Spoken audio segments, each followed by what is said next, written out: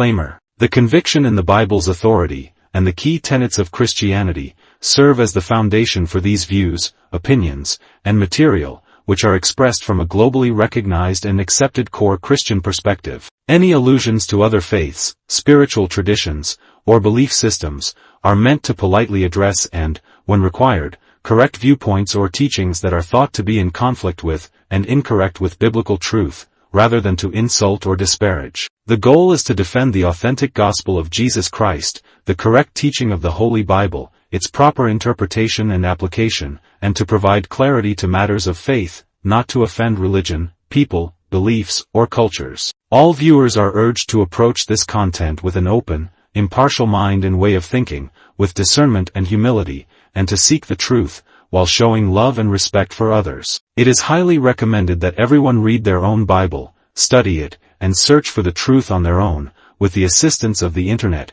search engine, and artificial intelligence like Google and ChatGPT.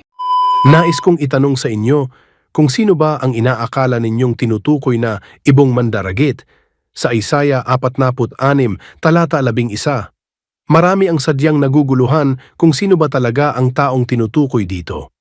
May mga nagsasabi na si Hesukristo daw ang tinutukoy na ibong mandaragit, at ang iba naman ay ang founder daw ng Iglesia ni Cristo na si Felix Manalo ang siyang ibong mandaragit.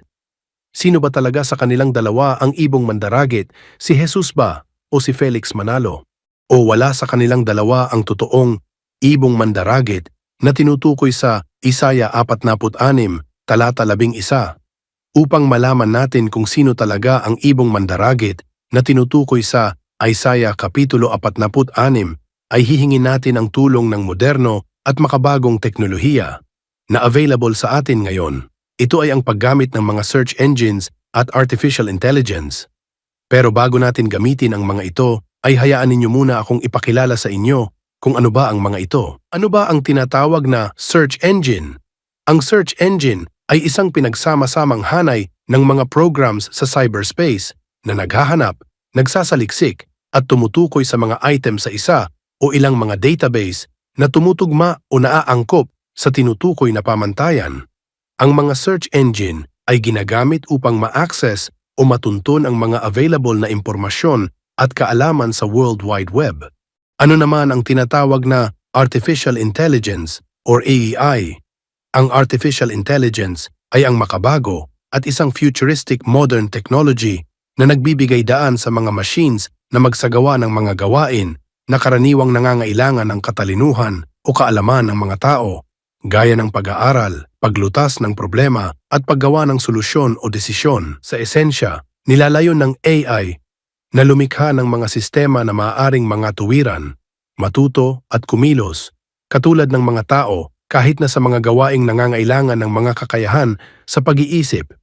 Ngayong pinakilala ko na sa inyo kung ano ang tinatawag na search engine at artificial intelligence, gayon din naman ang kanilang mga katangi-tangi at kahangahangang kakayahan o abilidad na maghanap at magsaliksik ng mga impormasyon o kaalaman ayon sa ating hinahanap o tinatanong sa kanila. Kung bukas ang inyong pangunawa, ang inyong pag-iisip at puso sa katotohanan sa inyong malalaman dito, nawa ay matanggap ninyo ng maayos, maluwag at bukal sa inyong dibdib, puso at isipan ang magiging resulta ng ating pagsasaliksik sa tulong ng mga search engines at artificial intelligence. Kung hindi ninyo makakayang tanggapin ang magiging mga resulta na ipagkakaloob dito, sino kung ganun ang mas higit na katanggap-tanggap na maging ibong mandaragit para sa inyo? Yun bang pilit na pinapangaral o dinidikta sa inyo ng inyong ministro, pastor, or preacher sa inyong relihiyon na inyong kinabibilangan, na kahit mali o baluktot naman at sumasalungat sa pinapahayag na katotohanan ng Biblia? Nasa sa inyong sariling pagpapasya o desisyon iyan, ngunit nais kong ipagbigay alam sa inyo na narito ang mga search engines at artificial intelligence upang maging mabilis at simple para sa atin ang pagsasaliksik o paghahanap sa katotohanan at katuwiran. Tinutulungan din tayo ng mga search engines at artificial intelligence na madali nating makita o mahanap ang mga impormasyon, kaalaman o kasagutan sa ating mga hinahanap at katanungan, at tinutuwid din nila tayo sa ating mga angking kaalaman o impormasyon na akala natin ay iyon ang tama o tumpak, ngunit sa ating patuloy na pag-aaral at pagsasaliksik, ay atin ding malalaman o madidiskubre na nagkamali pala tayo at kinakailangan natin itong isaayos, ituwid o itama. Umpisahan na nating humingi ng tulong. Una ay sa Google bilang isa sa pinakatanyag at popular na search engine sa buong mundo. Atin siyang tanungin kung sino ba ang tinutukoy na ibong mandaragit sa Isaiah 46, talata 11. Ayon sa Google, ang tinutukoy na ibong mandaragit ay walang iba kundi si Cyrus the Great, the King of Persia. Ang pangalawang search engine na ating tatanungin ay ang Microsoft Bing. Ang kanyang naging kasagutan sa ating tanong ay si Cyrus the Great of Persia. Ang pangatlong search engine na ating tatanungin ay ang Yahoo, at ang kanyang naging kasagutan ay si Cyrus the Great. Ang pang-apat na search engine na ating tatanungin ay ang Brave, at ang kanyang naging kasagutan ay si King Cyrus. Ang panglimang search engine na ating tatanungin ay ang U.com, at ang kanyang naging kasagutan ay si Cyrus the Great, the King of Persia. Ang pang-anim na ating tatanungin ay kinikilala bilang isang search engine or artificial intelligence, ang Gemini Bard, at ang kanyang naging kasagutan ay si Cyrus the Great. Ang pang-pito na ating tatanungin ay isa sa mga pinakatanyag at popular na artificial intelligence or AI. Ito ang ChatGPT, at ang kanyang naging kasagutan ay si Cyrus the Great, the King of Persia. Ang pangwalo na ating tatanungin na isang artificial intelligence or AI ay ang Perplexity, at ang kanyang naging kasagutan ay si Cyrus the Great, the King of Persia. Ang pangsyam na ating tatanungin na isang artificial intelligence or AI ay ang Claude AI, at ang kanyang naging kasagutan ay si Cyrus the Great, the King of Persia. Ang pang-sampu na ating tatanungin na isang artificial intelligence or AI ay ang Nova AI, at ang kanyang naging kasagutan ay si Persian King Cyrus the Great. Sa 10 applications na ito, na kinabibilangan ng mga search engines at artificial intelligence, 100% na ang kanilang naging katugunan sa ating tanong kung sino ba ang tinutukoy na ibong mandaragit sa Isaiah 46, talata 11 ay walang iba kundi si Cyrus the Great, the King of Persia. Hindi po si Jesus at hindi rin si Felix Manalo. Isa sa mga search engines at artificial intelligence na ito ang nagbigay ng ibang pangalan o kasagutan, kundi unanimous, overwhelming.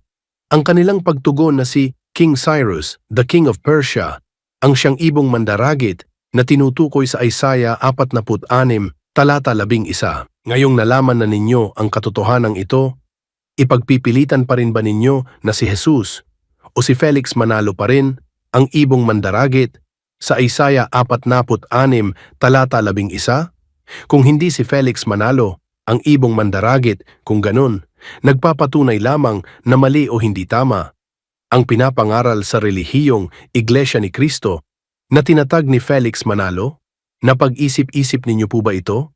Kung hindi ninyo pinaniniwalaan o pinagkakatiwalaan ang mga kasagutang binigay ng mga search engines at artificial intelligence, at mas pinili pa rin ninyo na paniwalaan at pagkatiwalaan ang pangangaral o katuruan ng inyong mga ministro, pastor or preacher sa inyong simbahan, malaki po ang problema ninyo sa buhay. Kailangan na po ninyong kumonsulta sa isang psychologist or psychiatrist para sa inyong mental health issue. Ngunit sa isang banda, kung sa pamamagitan ng naging revelasyon ng video na ito, ay nabuksan naman ang inyong pangunawa, pag-iisip at puso sa katotohanang pinapahayag sa video na ito, ako ay nagagalak para sa inyo, at kayo ay aking binabati. Para sa iba, kung sasabihin ninyong nagkakamali lang ang mga search engines at artificial intelligence na ating pinagtanungan, paano din naman kayo nakasisiguro na hindi nagkakamali ang inyong mga ministro, pastor at preacher sa inyong simbahan? Mas kati-katiwala bang pakinggan at paniwalaan ang inyong ministro kaysa sa mga moderno, futuristic at makabagong teknolohiya sa ngayon? Pag-isipan at pag-aralan po nating mabuti ito bago pa tuluyang mawala o masira ng tuluyan ang inyong pag-iisip at katinuan sa sobrang pagtitiwala at paniniwala sa mga dinidikta sa inyo ng inyong mga ministro, pastor or preacher sa inyong simbahan. Paminsan-minsan din po naman, para hindi tayo mapahamak, ay gamitin din po natin ang ating sariling katinuan, kaalaman, katalinuhan at sentido komon. Thank you for watching. If you enjoyed this video, be sure to smash that subscribe button for more worth watching content like this, and turn on the notification bell so you never miss out on any of my future videos. I am inviting you to also watch my other uploaded videos in my YouTube channel. Until next time, and see you in the next video.